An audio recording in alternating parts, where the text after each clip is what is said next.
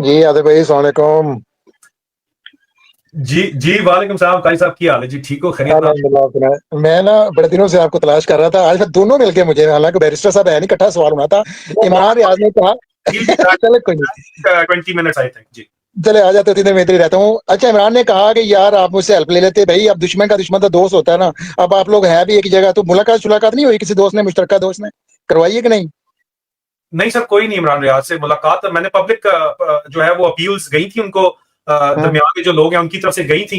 उन्होंने कहा कि हाँ। दो रिटायर्ड अफसरों का कुछ शायद मामला है या कुछ तरह की बात है। उससे ज्यादा उन्होंने उन्होंने मेरे खिलाफ कैंपेन चलाई, बड़ी मतलब तकलीफ दे किस्म की, चंदाखोर गिर्द, ये वो सारा उन्होंने शुरू कर दी बात। अब आप मुझे चलो वो बताइए, गलतफहमियां थी ना। अब वो बड़े खुले दिल का बंदा है, वो एक दफा दोनों मिलेंगे ना तो आप बल्कि ज्यादा क्लोज हो जाएंगे, ये मेरा दावा है। तबीयत से मैं भी पठान अफगान हूँ असल में, ठीक है। और तो तबीयत की बात कर रहा हूँ, मुसलमान हूँ मैं, ठीक है सर। अब मसला ये है कि आप अगर किसी को इस तरह करो आगे से, तो वो फिर किस मुंह से आपके पास जाएगा। हालांकि अगर वो आ जाते तो इसी ब्रिगेडियर राशिद नसीर का उन्होंने वीडियो के ऊपर जिक्र किया हुआ है, कितनी दफा उनके ऊपर उन्होंने जुल्म किया हुआ है, सब कुछ किया हुआ है। तो अभी भी अगर सर वो आ जाए, नई एविडेंस लेके आ जाए, अभी भी आ जाए, आप बात करें इमरान रियाज को, मैं पब्लिकली उनको दावत दे रहा हूं, अगर नई एविडेंस आ जाए तो दोबारा से सर अपील के अंदर हम चले जाएंगे। अभी मैं अभी अपील के अंदर 21 दिन के अंदर जाना है, आ जाए अपनी एविडेंस लेके आ जाए। मैं दरखास्त करता हूं इमरान रियाज खान साहब से कि प्लीज सर आप आ जाए अपनी एविडेंस लेके। मैं आपसे दरखास्त कर रहा हूं, नई एविडेंस जब आती है तो नई एविडेंस के ग्राउंड के ऊपर आप अपील में तो वैसे भी जा रहे हैं पॉइंट ऑफ लॉ के ऊपर, लेकिन अगर नई एविडेंस सामने आती है तो ऑफकोर्स ये सारी की सारी बातचीत जो है ये बिल्कुल हो सकती है। और मैं दरखास्त करता हूं इमरान रियाज खान साहब से पब्लिकली रिकॉर्डेड स्पेस के अंदर के आ जाए अगर वो, तो हम अपील में जा रहे हैं 21 दिन के अंदर। हमने अपील करनी है, हो सकता है 2 हफ्ते के अंदर अंदर हमने फाइनलाइज करनी है, आपके पास इतना टाइम है। अगर आप विटनेस स्टेटमेंट अपनी लेके आ जाते हैं सर, तो मैं आपसे दरखास्त करता हूं, मैं आपसे माफी भी मांगता हूं अगर आपको मेरी कोई बात बुरी लगी है। और आपने जो बातें की हैं वो बहुत बुरी बातें की है इमरान भाई। आप जिस वक्त आपको आप जो मर्जी कह लो, आप मेरी बहन अपनी बीवी से पूछ लें, आप मेरी बहन है, मैं उसको बहन बोलता हूं। जितने अरसे आपको उठाया हुआ है, इन्होंने तशद्दुद कर रहे थे, सारी सारी रात सबीन के साथ वो बात जब करती थी और मैं उनको तसलियां देता था 3-3 घंटे रोजाना, बेचारी जो है मेरी बहन रोती थी और कहते, जब आपके अपने चाहने वाले मोहब्बत करने वाले जिनको आप भाई बोलते हैं कह रहे थे कि आप दुनिया में नहीं रहे, तो मैं उनको तसल्ली देता था कि नहीं ठीक है भाई, तशद्दुद जरूर हो रहा है मेरी बहन, लेकिन वो ठीक है। आपके भाई सके जो है वो इस बात पे नाराज हो गए थे कि क्यों कह रहे हैं ठीक है, भाई जिंदा है। मैंने मैंने कहा, वो आप कहते हैं नहीं वो गलत बता रहा था, आपको आइडिया नहीं है सर। अब बात है कि मैं नहीं, सारी उस बात चीज का तो गवाह हम लोग भी हैं, उस बेसिस में आप ये सारी अपडेट देते रहे और वो वही हुआ। हालांकि वो खुद कहता है यार एक दफा मैं भी हिम्मत आ गया था। चलें, खैर अच्छा हो गया। तो ये अब आप सब यहाँ बैठे हैं, इमरान रियाज खान को दरखास्त कर रहा हूँ, उन्होंने मुझे ब्लॉक ब्लॉक किया हुआ है, लेकिन आप उनको पहुंचाएं यहाँ पे मैसेज। मैं उनको दरखास्त नहीं, कर रहा हूँ यहाँ पे कि आप अपनी जो आपका जो आया हुआ है यहाँ पे, जिसने आपके ऊपर जुल्म ढाए, आपने नाम लिया उसका, आप एविडेंस दे दें यहाँ पे, विटनेस स्टेटमेंट दे दें, हम अपनी अपील के अंदर शामिल कर देंगे सर, उसको नया एविडेंस आ जाएगा यहाँ पे। आप तो मतलब इस अब मुझे आप बताइए ना, क्या मैं करूं या क्या मैं मिन्नत अल्लाह करूं, हाथ जोड़ूं, माफी मांगू क्या नो मैं नो नो नो, नहीं, उसने खुद कहा हुआ है, जस्ट आप दोनों की दरमियान में कोई मीडियोकर नहीं था जो मिलवा सके, बस और कुछ नहीं है। वो भी तैयार है, अभी तैयार है, तो भाई कोई जाती रंजिश आप तो है कहते हैं नहीं। मैं तो वो जो पब्लिकली थी वो खत्म हो गई। मैं तो पब्लिकली कह रहा हूँ, आप करवा दें, मैं ठीक है, तो कह रहा हूँ आ जाओ। चलें। दूसरा दूसरा अब सवाल तो एक दो बनते हैं, लेकिन ज्यादा टाइम में नहीं लूंगा। आपने कहा, आज आपने कहा कि देखिए मैं मेरा मेरा 3-4 मुलाकात हुई इंटरव्यू में। साद रजवी ने कहा कि मुझे खुद, और उसने कहा कि हम पीटीआई के साथ जुड़ने को तैयार है, लेकिन वो जो हमारे ऊपर इन्होंने क्रैकडाउन किया, अगर तो वो उस वक्त की स्टैब्लिशमेंट ने किया तो कम से कम वो बयान दे दें, क्योंकि उनका वर्कर उसका नहीं मानता और ये चीजें नहीं है। अभी वो निकले हुए हैं ना, अभी मार खा रहे हैं ना। मजलूम तकसीम है और जालिम इकट्ठे है, बस ये देख रहा है। और इसी के ऊपर उसकी कोशिश ये थी कि कहीं ना कहीं हमारा पैचअप हो जाए। ये तो आप ठीक कह रहे हैं असद भाई, इसका तो मैं गवाह हूं। और साद रिजवी साहब की जो बराह रास्त जो मुझ तक जो पैगामात वो जानते हैं, चौधरी तारिक साहब यहाँ पे लंदन में, उनके जरिए जो बातचीत हुई है मेरी उनसे, वो भी ये बात तो वो ठीक है, लेकिन पीटीआई की एक अपनी पॉलिसी है, उनका एक अपना। मैं तो पीटीआई को रिप्रेजेंट नहीं करता सर, वो तो मुझे उन्होंने ब्लैकलिस्ट वैसे ही किया हुआ है। ये वो बात है जो मैं कहता हूँ, वो खान साहब मान जाते हैं बात, चाहे वो स्वीट बॉय को हटाना हो या कोई और बात हो, तो वो उनकी बड़ी मेहरबानी है। लेकिन बहरहाल ना ओन करते हैं ना डिसोन करते हैं, जो भी बात है आपके सामने है। लेकिन बात तो आपकी ठीक है, आप ठीक बात कर रहे हैं, वो चाहते थे कि हो जाए, लेकिन प्रॉब्लम सिर्फ ये नहीं है। प्रॉब्लम यहाँ पे कि उनका जो मजलिस शूरा है उसके अंदर जो कुछ लोग हैं जो बाबा जी की जिंदगी के अंदर भी काम कहीं और करते थे, वो अभी भी कहीं और उनके राब्ते हैं। ये बहुत बड़ा इशू है, आप उनको कन्वे कर दीजिएगा। आपको पता ही है मैं क्या बात करूं, मैं क्या खुल के बात करूं, फिर वो लोग नाराज हो बिल्कुल। जाते हैं, पता नहीं चलता, चले नाराज होते हैं और आप करते चले हैं। आखिर में अब सवाल ये बन रहा है सर, अब इंडिया और अफगानिस्तान का कहीं ना कहीं डील बन रही है, तो हमें कितना नुकसान पहुंचेगा? क्योंकि हम किताबों में पढ़ते थे कि अटक पुल तक जी ये सारा आ जाएगा। तो अब क्या गेम बन रही है? ये ग्रेटर पंजाब बन रहा है क्या? उसको समझ नहीं आ रही, क्या पकड़ी पकड़ी। ग्रेटर पंजाब की तो इन्होंने पुरानी तैयारी की है। दुनिया के अंदर इस वक्त जो माइंडसेट है, पूरी दुनिया के अंदर पहले माइंडसेट चेक कर रहे हैं। माइंडसेट ये है कि मुल्क टूटते हैं, जो कुछ भी होता है हो, हमने जो इस वक्त सुपर रिच है, जो प्रेसिडेंट ट्रंप के आसपास है, मल्टी बिलियनियर, वो अपनी फ्री सिटीज, फ्री स्टेट्स अपने बनाना चाहते हैं, अपने सेफ हेवन्स बनाना चाहते हैं, और वो जानबूझ के उनको पता है कि दुनिया हम तबाही की तरफ लेके जा रहे हैं, तो फिर ये बहुत जल्द अब तबाही जब शुरू हो जाएगी तो हम अपने सेफ हेवन्स के अंदर चले जाएंगे, बंकर्स के अंदर चले जाएंगे। किसी ने मिसाल के तौर के ऊपर हवाई में रखा हुआ है, आपके फेसबुक वाला जकरबर्ग ने रखा हुआ है हवाई के अंदर एक अपना 5,000 एकड़ के ऊपर, ठीक है। ये जो थील साहब है, इन्होंने 5,000 एकड़ न्यूजीलैंड के अंदर लिया हुआ था, उनको बंकर बनाने की इजाजत नहीं मिली वहां पे। लेकिन बहरहाल इन सब ने अपना इतना फ्री सिटीज भी प्रेसिडेंट ट्रंप ने भी कहा कि आप बनाना चाहते हैं जिसमें टैक्स का कोई रूल नहीं है, मतलब एक सेफ हेवन है, मतलब ये डेमी गॉड्स बनना चाहते हैं, मैग्लोमैनियक्स हैं, जो ताकत जो इनके सर पे चढ़ी हुई है, जो किसी सूरत अपनी ताकत जो है वो नहीं गंवाना चाहते, और वो कवानीन भी अपने लिए चाहते हैं, वो अपनी किंगडम जो पुरानी होती थी जमाने में वो दोबारा बनाना चाहते हैं। वही सोच पाकिस्तान के बिलियनर्स की भी है कि हम ग्रेटर पंजाब बना लेंगे अगर इस तरह हो गया तो। लेकिन सर बात यह है कि आप अफगानिस्तान को, असद भाई आप मुझे बताओ, इजरान भाई से इसके बाद मैं पूछ लेता हूं कि आपका इसके ऊपर क्या नुक्ता नजर है। लेकिन मेरा सवाल ये है, जिसके ऊपर ललकुट्टी में जो लड़के लड़कियां बैठे हुए उनको टास्क दिया है मेरे ही दोस्त कर्नल शाहजेब अब्बासी ने, बड़े अफसोस की बात करते शाहजेब, इनको तो थोड़ी बहुत तमीज भी आप नहीं सिखाते हो, तो फिर मतलब बंदा क्या करे, गालियां इनके देने के अलावा इनके पास कोई है ही नहीं, बात ही नहीं है, शायद कन्विंस नहीं है। मैं इसलिए आपको बात बताता हूं। सर मुझे आप ये बताएं कि वो पहले पाकिस्तान आना चाहते थे, लेकिन अफगान वजीर खारजा ने कहा जी कि ठीक है आते हैं हम पाकिस्तान, लेकिन आप यूनाइटेड नेशन से परमिशन लेना। जहां पे कमेटी का हेड पाकिस्तान बैठा हुआ है, इन्होंने परमिशन नहीं दी यूएन से, बस आजा देख लेंगे। और यार आपने उनके एम्बेसडर उठा के बेच दिए हैं, जेलों में आपके मर गए हैं, वहां पे आपने मारे हैं, तो वो क्यों आपके ऊपर इतबार करेंगे यार। इंडिया ने मौका दिया, आपने खुद मौका उनको दिया, उन्होंने यूएन से परमिशन दी, पहले वो गए वेवर के मॉस्को, और मॉस्को से आए इंडिया। और आपने पंगे का नेक्स्ट लेवल चेक करें कि जब वो इंडिया बैठे हुए उनके फॉरेन मिनिस्टर, आपने काबुल में कल रात जाके अटैक कर दिया। What are you trying to do? आप खुद उंगल कर रहे हो तो चाह रहे हो कि बात नहीं आएगी, और आप ऊपर से कह रहे हो ये फलाना है, ढींगा है, ये वो है, आप गालियां निकाल रहे हो बैठे हुए। ये जो ग्रेटर पंजाब की जो आपकी सोच है कि ये हम महफूज बैठे रहेंगे, कैसे आप महफूज बैठे रहेंगे, पहली बात। दूसरी बात ये है कि ये आपने स्ट्रेटेजिक डेप्थ का कॉन्सेप्ट इन्हीं जर्नलों ने दिया था ना, अफगानिस्तान हमारी स्ट्रेटेजिक डेप्थ है। इन्हीं जर्नलों ने अब सर उस स्ट्रेटेजिक डेप्थ को कन्वर्ट कर दिया स्ट्रेटेजिक ट्रैप में। आप मुझे बताएं, तो फिर आप मुझे बताएं कि क्या किया जा सकता है। जी हम किसका कसूर है सर भाई, किसका कसूर है? अफगानिस्तान का कसूर है? आदिल भाई यही तो हमारा दुख हो रहा है ना कि चीजें इतनी मेहनत, 20 साल आप लोगों ने मेहनत करके, वो जो अशरफ गनी का ग्रुप था वो तो पूरे का पूरा प्रो इंडियन था, तो जब ये सारा कुछ आपके हाथ में आ गया तो आप एकदम से गवा रहे हैं। अल्लाह हिदायत दे बस। जी मुस्लिमा, आप अपना क्वेश्चन कीजिएगा। अस्सलाम वालेकुम। वालेकुम सब लोगों को, specially to my Irani brother, सलाम अलैकुम चतोरे। ओके, मैं ये पूछना चाह रही थी, क्या कहते हैं आदिल भाई आपसे, कि इस वक्त क्या कहते हैं हम इंटरनल एक्सटर्नल दोनों थ्रेट से हम फेस कर रहे हैं। फॉर एग्जांपल अगर हम देखें कि हमारी स्टैब्लिशमेंट इस वक्त जो है केपी के अंदर ड्रोन अटैक्स वगैरह सारा कुछ कर रही है, पीटीआई के साथ इनकी वैसे ही 3 साल से इमरान खान की वजह से हमारी, और जो कुछ यहाँ पर ये जुल्म और फस्तायत हो रही है इस वजह से हमारा नहीं इनके साथ हो रहा सा। टीएलपी के भी इन लोगों ने कुछ लोगों को कल रात को मार दिया है। इकोनॉमी आपकी वर्स्ट स्टेज के ऊपर है, ठीक है। एक्सटर्नल थ्रेट्स के ऊपर आपके पास जो आपकी पाकिस्तान के आसपास कहते थे कि पाकिस्तान के पास चारों तरफ दुश्मन है, ठीक है। आप मुझे बताएं इंडिया के कितने दुश्मन है आसपास, अफगानिस्तान के कितने दुश्मन है, ईरान के कितने दुश्मन है, और ये सब हमारे दुश्मन क्यों बन रहे हैं, ठीक है। और हम जाकर अपनी सारी पॉलिसीज छोड़ के, हमने कश्मीर को तो छोड़ दिया, अब हम जाके इसराइल को सपोर्ट कर रहे हैं, ठीक है। हम यूएसए को सर्व कर रहे हैं। पहले हमें क्या फ़ायदा हुआ था? क्या हम 1970s में जब बांग्लादेश हमारा टूटा था तो उसकी एक बहुत बड़ी वजह ये थी कि हमारे जो से ना इंटरनल इंडिया वेट कर रहा था कि आपके जब अपने अंदर से हालात ख़राब हो जाएंगे तो उठ के वो आपको अटैक करेगा। उसने वो किया, उसने जाकर बांग्लादेश को सपोर्ट किया, पाकिस्तान के 2 टुकड़े किए। तो व्हाट आर दे प्लानिंग? ये पाकिस्तान के कितने टुकड़े करना चाहते हैं? ओवर टू यू आदिल भाई। मैं बिल्कुल एग्जैक्टली यही बात कर रहा था आपसे।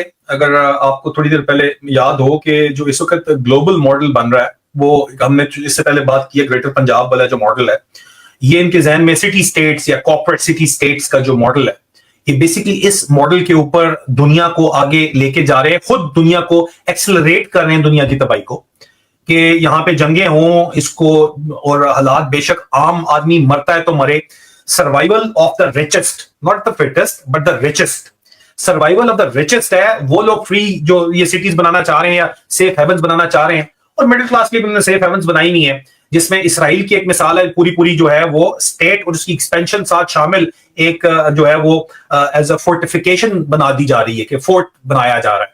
अमेरिका को भी ये करना चाहते हैं, इसके ऊपर वो बात तो करते हैं, लेकिन अमेरिका इतना बड़ा है कि पॉसिबल नहीं है। तो प्रेसिडेंट ट्रंप ने अपनी इलेक्शन कैंपेन के दरमियान में कहा था कि हम 10 फ्री सिटीज बनाएंगे। सोच पीछे वही है, जहां क्रिप्टो करेंसी होगी, एआई टेक्नोलॉजी जो है वो अनरेगुलेटेड होगी, end of course foot soldiers भी होंगे प्रोटेक्ट करने के लिए, काम करने के लिए, लेकिन वो सिर्फ उसी लिए होंगे, ठीक है। जो सुपर रिच है वो अपनी किंगडम्स बना के बैठे होंगे। इसी तरह ये सोच यहाँ पे है कि जी सिटी स्टेट, दुबई देखें कितना अच्छा चल रहा है, अबू धाबी, ये सिटी स्टेट्स हैं जो बनी हुई है, यूएई की है, चल तो बड़ी अच्छी रही है। अब आप इसी तरह कतर को उठा ले, वो दुनिया के अंदर जो है रिच स्टेट्स की बात करें। इसी तरह जितनी छोटी है उतनी ज्यादा मैनेजेबल है। इसीलिए शरीफ फैमिली आपको सिर्फ पंजाब के अंदर इन्वेस्ट, लाहौर के अंदर करती नजर आती है। पंजाब में भी, पूरे साउथ पंजाब में वो इन्वेस्टमेंट नहीं करते, ठीक है। वो लाहौर, सेंट्रल लाहौर के अंदर जो है वो इन्वेस्टमेंट कर रहे हैं कि ये सिटी स्टेट वो अपनी क्रिएट कर रहे हैं, एक सेफ हेवन क्रिएट कर रहे हैं। और अगर वो बन जाता है तो उसके बाद उनका आइडिया यही है कि यार इंडिया उसको प्रोटेक्शन दे देगा, कोई बात नहीं, लेकिन ये फौज जो है जाहिर बात है इस पंजाब मॉडल के ऊपर अपना कब्जा मेंटेन रखना चाहती है। लेकिन प्रॉब्लम इनको ये है कि वो सस्टेनेबल नहीं है। इतनी बड़ी फौज जो है, फिर उसको सिर्फ पंजाब को क्या जरूरत रहेगी, और एटम बम भी इनके पास रहेगा नहीं, वो भी इनसे ले लेंगे।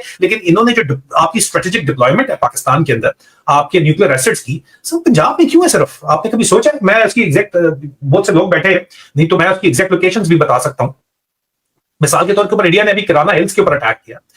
किराना हिल्स के ऊपर क्या था? किराना सरगोदे में जी किराना हिल्स, आपने कभी सुना था कि वहां पे आपके जो है वो न्यूक्लियर एसेट्स वगैरह जो हैं वो वहां पे मौजूद है, और वहां पे ये किराना हिल्स के ऊपर जो है वो अटैक हो गया? आपने स्टोरी सुनी होगी, उसको दबाया गया बहुत ज्यादा। आपका स्ट्रेटेजिक एसेट, मैं अगर आपको बताना, लोग जो रहते हैं वहां पे तो उनको पता है कि वो आपने रखा पंजाब में इसी नीयत के तहत रखा है कि यार ये सिक्योर है हमारा जोन। मतलब पंजाब की हुक्मरानी आपने कायम की हुई है, ठीक है। महाराजा रंजीत सिंह की जो एक लेगेसी थी वो आपने कायम तो की हुई है, लेकिन ग्रेटर पंजाब का कॉन्सेप्ट तो उन लोगों का था। और अगर आप उसके ऊपर जाएंगे तो फिर तो वो इंडियन साइड वाले भी आप उनके साथ फ्री बॉर्डर्स रखना चाहते हैं बेसिकली। करतारपुर कॉरिडोर उसी माइंडसेट के तहत जो है वो कोशिश की गई थी, लेकिन खान साहब का ये नियत नहीं थी। खान साहब अमन के लिए वो काम कर रहे थे। और ये जो सोच है, और इसमें ऑफकोर्स साउथ ऑफ इंडस, आपका कराची तक आपको पोर्ट चाहिए, साउथ ऑफ इंडस जो है वो आप चाहते हैं, और नॉर्थ ऑफ जो उसके बाद वेस्ट जो है वो आपको कोई परवाह उसकी कोई नहीं है, और आपको नॉर्थ वेस्ट की कोई परवाह नहीं है, ठीक है। लेकिन आप ऊपर चाइना से लिंक अप नीचे तक जो रखना चाहते हैं, क्या वो सस्टेनेबल मॉडल है या नहीं है? एक बहुत बड़ा क्वेश्चन मार्क है। लेकिन ये सिर्फ पाकिस्तान की सोच नहीं है, प्लीज ट्राई टू अंडरस्टैंड। ये दुनिया के अंदर एक जो फैटिश चल रहा है, फैशिस्ट जो स्ट्रीक चल रही है अल्ट्रा रिच की। मैं आप अगर माइंड ना करें तो मैंने आज एक आर्टिकल पोस्ट किया है, अगर वो आप लोगों में से कोई पढ़े तो मैं रिक्वेस्ट करूंगा। मैं इस वक्त स्क्रीन के ऊपर शो कर रहा हूं, और उसके कुछ तो एक्सट्रैक्ट्स मैंने उसके अंदर जो है वो निकाल के लगाए हैं। लेकिन अगर आर्टिकल आप पढ़ें तो मैंने लिंक दिया हुआ है, गार्डियन के अंदर है, जो नोमी क्लीन और एस्ट्रा टेलर ने अप्रैल के अंदर लिखा था। ये इसका बैकग्राउंड है बेसिकली आपको समझने के लिए कि इस वक्त दुनिया में ये जो फैशिज्म चल रही है ये क्यों चल रही है। टू पुट इट, अभी किधर शेयर किया आपने लिंक? मेरी स्क्रीन पे इस वक्त नजर आ रहा है। मैंने तकरीबन आज आफ्टरनून में 1:35 PM पे, इस वक्त मेरे पास 7 PM हो रहे हैं, मैंने शेयर किया है। और मैं कोट इससे करता हूं तो put it bluntly, the most powerful people in the world are preparing for the end of the world, and they themselves are frantically accelerating. If we are to meet our critical moment in history, we need to reckon with the reality that we are not up against adversaries when we have seen before. All right, we are up against end times fascism. The governing ideology of the far right in our age of escalating disasters has become a monstrous supremacist survivalism. Today's right-wing leaders and their rich allies are not just taking advantage of catastrophes, shock doctrine, and disaster capitalism style, but simultaneously provoking and planning for them. Gone are the old colonial fig leaves of spreading democracy on God's world. When Trump covertly scans the globe, he is stockpiling for civilizational collapse. This is the last great heist, and they are getting ready to ride out the storms they themselves are summoning, and they will try to defame and destroy anyone who gets in their way. Link पूरा article मैंने guardian में छापा है, कोई conspiracy theory नहीं है, बड़े respectable किस्म के लोग हैं। इसको पढ़ लीजिएगा, आपको बात समझ आए कि यार ये लोग खुद चाहते हैं, they are making money out of it. Trump has got no love lost with Asim Munir, वो चाहता है चढ़ जाए जाके अफगानिस्तान के अंदर क्रिटिकल मिनरल है basically. It is all moving towards that. They are making money out of disaster. In fact, they are creating disaster to make money. जंगें कौन करवाता है? पाकिस्तान की मिलिट्री एस्टैब्लिशमेंट किस तरह सर्वाइव कर गई है, क्योंकि यूक्रेन में जंग शुरू होगी जी। अगर ब्रिटिश एस्टैब्लिशमेंट की मजबूरी बन गई उसको सपोर्ट करना, या यूरोपियन एस्टैब्लिशमेंट की मजबूरी बन गई उनको सपोर्ट करना, अगर कॉमनवेल्थ की रिपोर्ट उनको दबानी पड़ गई, अगर यहां उनको सपोर्ट करना पड़ जाता है इनके अफसरों को, इनके 2 नंबर अफसरों को क्यों करना पड़ जाता है? यूरोपियंस ने आज तक रिपोर्ट दबाई हुई है, कॉमनवेल्थ तो विसल ब्लोअर ने निकाल दी, ड्रॉप साइट ने निकाल दी, क्यों? व्हाई? बिकॉज यूक्रेन में जंग लगी हुई थी जी, उसको एमुनेशन पाकिस्तान से जा रहा है, तो ये उसको लीवरेज कर रहे हैं। अब ट्रंप के पास चले गए, क्रिटिकल मिनरल अफगानिस्तान का बेचना चाहते हैं और वहां बदमाशी कर रहे हैं। और अफगानिस्तान, ट्रंप को कोई ख्वाब नहीं आया था, ये उनके कान में आसम मुनीर डाल के आया कि बगराम एयरबेस के ऊपर जाओगे तो चाइना 1 घंटा सिर्फ। अमेरिका में मुझे लोग कहते हैं नहीं नहीं ये चाइनीज के साथ अभी भी इनके साथ मिले हुए, इतने चाइनीज तपे हुए इनके ऊपर, जो मेरी इतलात है। अभी इंडिया तैयारी कर रहा है आपके ऊपर रन ऑफ कच्छ के अंदर।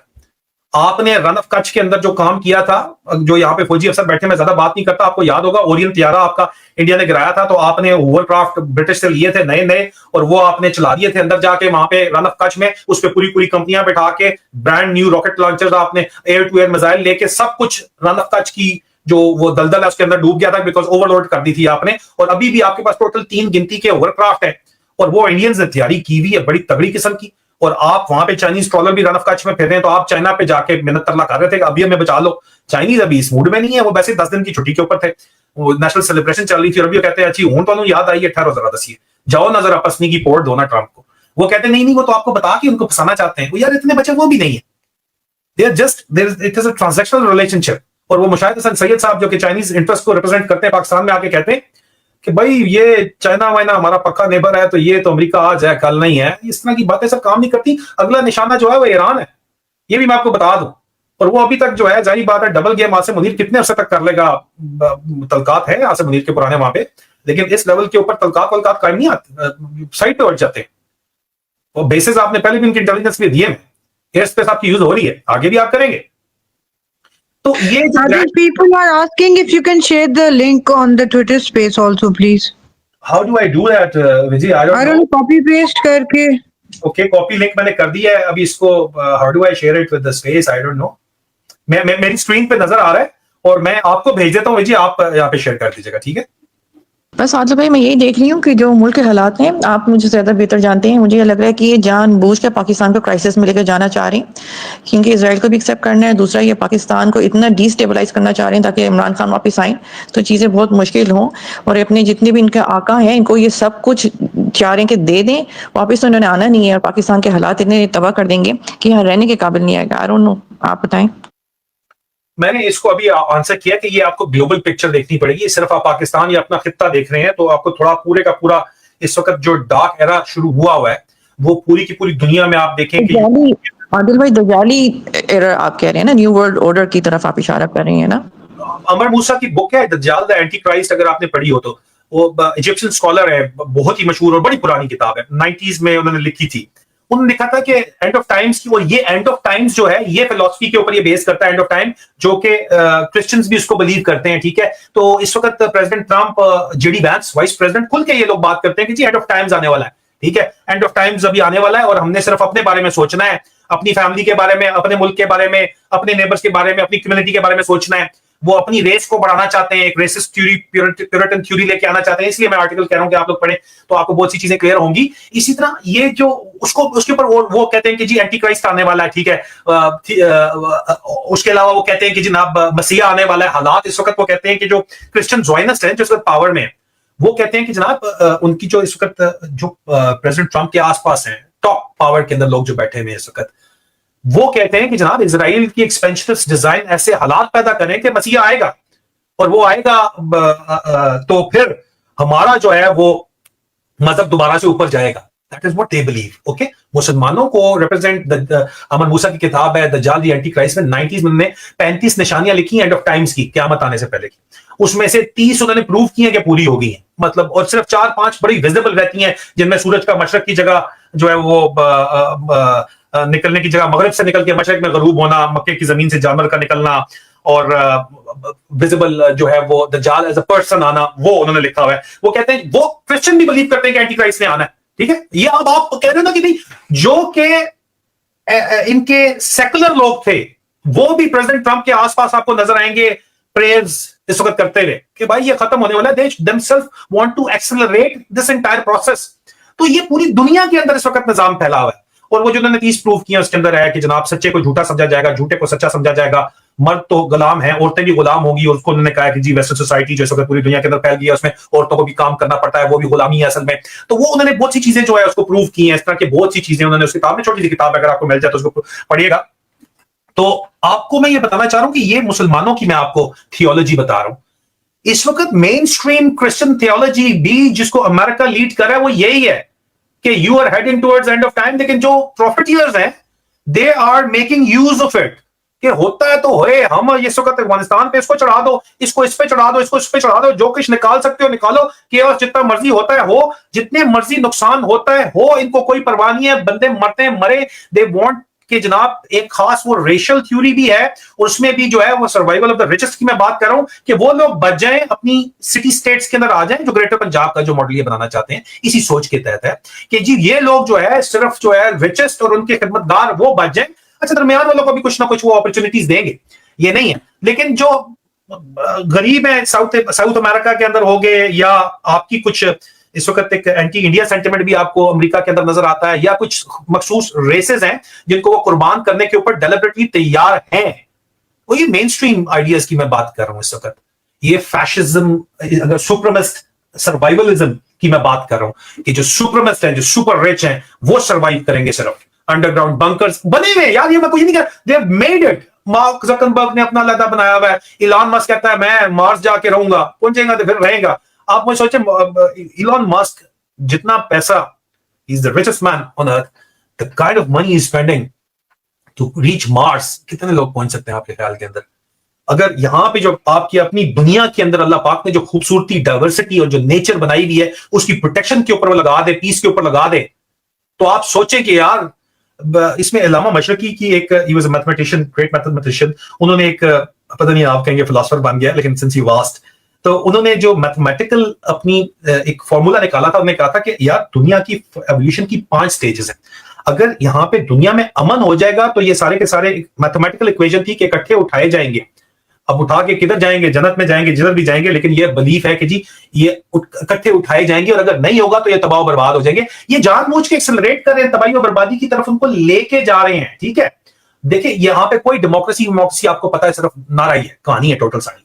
ठीक है, यहां पे जो कुछ भी इस वक्त हो रहा है वो एक पूरी सिविलाइजेशन की कोलैप्स से जानबूझ के ट्रिगर कर रहे हैं। ठीक है ना, आजम मुनीर को आगे लगा दिया, तेनू एक्सटेंशन मिल जाएगी, चढ़ जा तू। आपके ख्याल में चुप करके बैठे रहेंगे अफगानिस्तान वाले?